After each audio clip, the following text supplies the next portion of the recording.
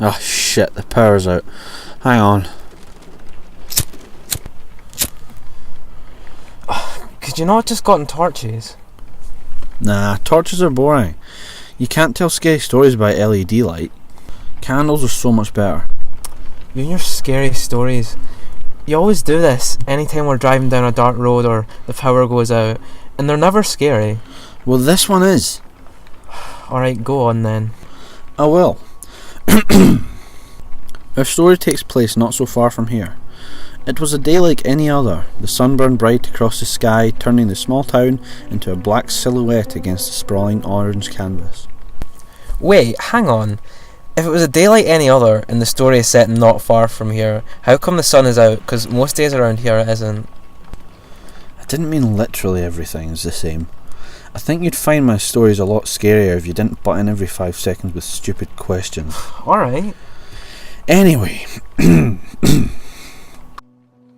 having just been left by his girlfriend of many years, a man walks alone through the town.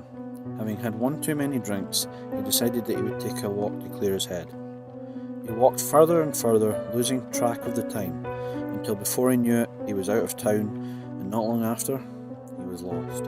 Well, why didn't he just turn around and go back the way he came then? Because he was trying to clear his head because he wasn't thinking straight after breaking up with his girlfriend of many years. God, it's like you're not even listening.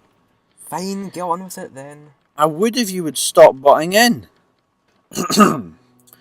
As he walked further and further, the man began to worry.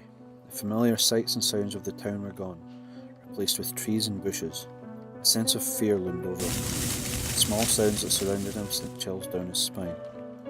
Yeah, but would you not just think it was like a small animal or something? Actually, yes. It had crossed the man's mind that the mysterious stalker following him could be nothing more than a woodland critter. However, in his state of inebriation, he had managed to convince himself that it was much more likely a murderer or a creature with a penchant for wearing faces.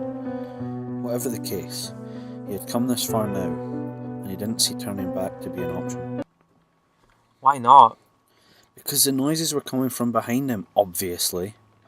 Anyway, the man kept walking, but the noise persisted. Ah, shit! Sorry, hot wax on my hand. You alright? Yeah, fine. Hang on.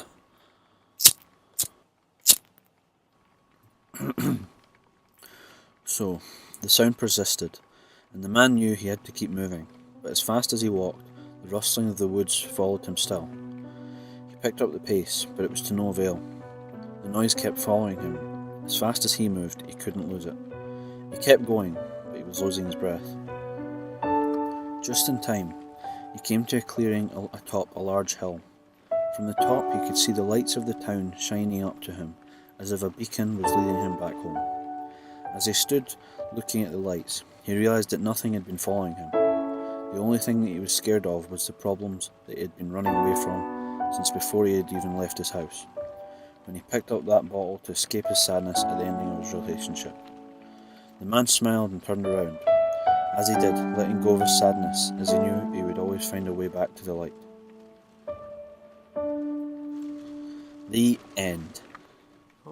That was a bit of an anticlimax. You're a bit of an anticlimax.